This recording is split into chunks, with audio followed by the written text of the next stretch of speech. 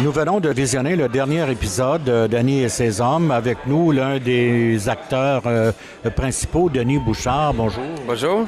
Bonjour. Il y a eu de l'émotion tout à l'heure, Denis, quand on voyait ça. Surtout des scènes, on a dit, à un moment donné, la réalité rejoint la fiction. Parce que les scènes que vous avez tournées à la mort de votre père, vous l'avez pratiquement vécu.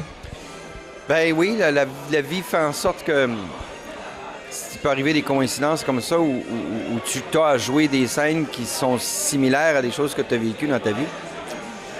Ça fait partie de la job, comme on dit. Est-ce que c'est plus difficile à jouer ou plus facile? Écoute, ça doit dépendre des individus. Moi, je sais que cette scène-là, quand je suis arrivé sur le plateau, j'avais dit au réalisateur, je suis pas sûr que je vais être capable de jouer ça. Ah oui? Ouais. Puis finalement, ça s'est très bien fait, tu vois. Fait qu'il y a comme... Mais théoriquement, un acteur est capable de tout jouer, tu sais. Chose phénoménale, les auteurs qui ont écrit ça ne savaient pas ce que vous... Pas du tout, ça va pas. C'est un hasard, c'est une coïncidence. Ouais. La même chose aussi avec votre fils. Vous parlez à un moment donné? C'est pas la même chose avec mon fils, c'est que... Non, mais je veux dire... Des scènes avec mon père de ma vie. Des scènes de réconciliation entre un père et son fils, c'est relativement rare, probablement pour la majorité des mâles québécois. Ouais. Fait que d'avoir à jouer cette scène-là, c'est quelque chose que je trouvais me sentais très privilégié de pouvoir jouer ça. Et vous espérez la jouer un jour avec votre fils, mais qu'est-ce qui vous en empêche? Rien. Moi.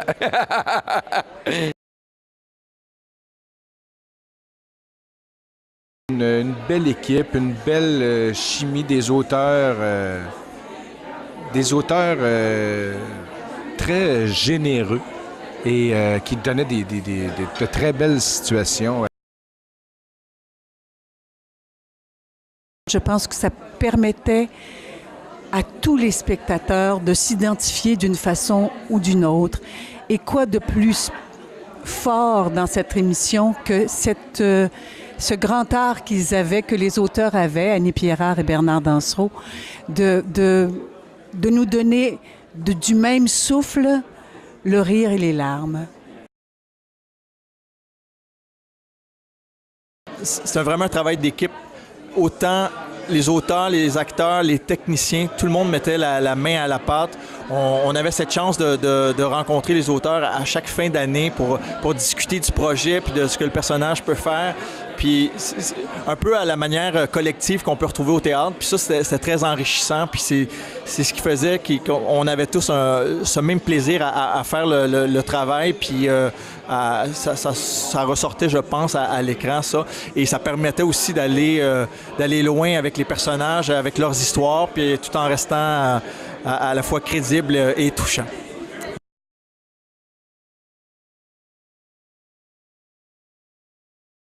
Je pense qu'Annie et ses hommes est différent, premièrement parce que Annie, c'est Guylaine Tremblay. Guylaine, elle est aimée du public, elle a un pouvoir d'attraction extraordinaire qui est plein d'amour et d'humilité puis de générosité.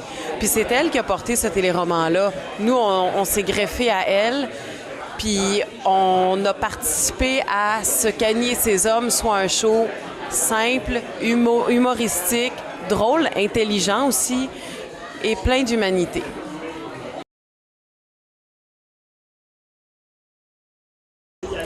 Alors, Annie et ses hommes, c'est un téléroman qui a un ton particulier et qui mélange très bien quelque chose que Shakespeare a fait depuis longtemps, c'est-à-dire l'élément drôle avec le dramatique. Et ça, c'est pas évident de doser ça pour que ça marche très bien et que ce soit crédible en même temps. Comme disaient les auteurs tout à l'heure, les personnages ont l'air un peu tous fous quelque part, là, parce que c'est spécial. Ils vivent des situations... Il y a comme un clin d'œil dans Annie et ses hommes. Il y a un clin d'œil aux spectateurs en même temps. On vit des scènes très émouvantes, très humaines. Et aussi, tout à coup, la scène d'après, il y a quelque chose de très, très drôle. En plein milieu d'une scène dramatique, il peut y avoir quelque chose de drôle qui se passe. Comme dans la vie, des fois, d'ailleurs.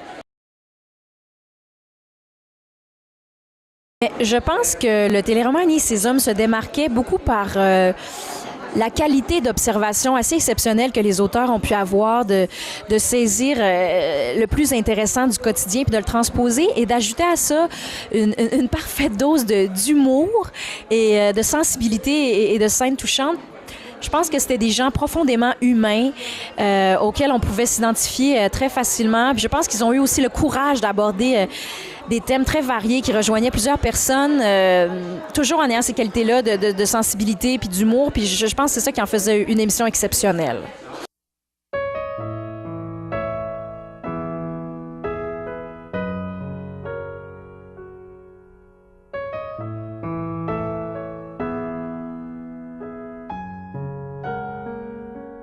Vous ai-je déjà dit, mes amis, mes amours, que le temps qui court est notre seul ennemi? Vous ai-je déjà dit, mes amours, mes amis, que le temps qui fuit nous emporte avec lui?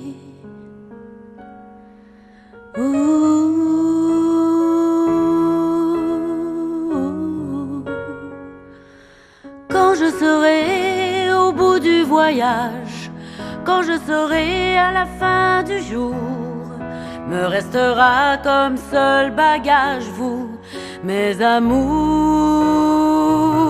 Quand je serai au bout du monde, quand je serai au bout du compte, me restera de toutes ces années de vous avoir tant aimé, mes amis, mes amours, mes amours, mes amis. Vous ai-je déjà dit, mes amis, mes amours, que le temps qui court est notre seul ennemi?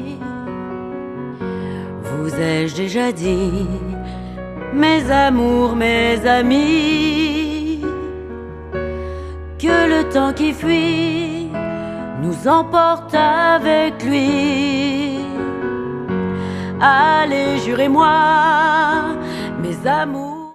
C'est sûr que les gens nous parlaient beaucoup dans la rue et moi je prends le métro, donc dans le métro on me disait presque à chaque semaine « Hey, salut Rosalie, ça a bien été! »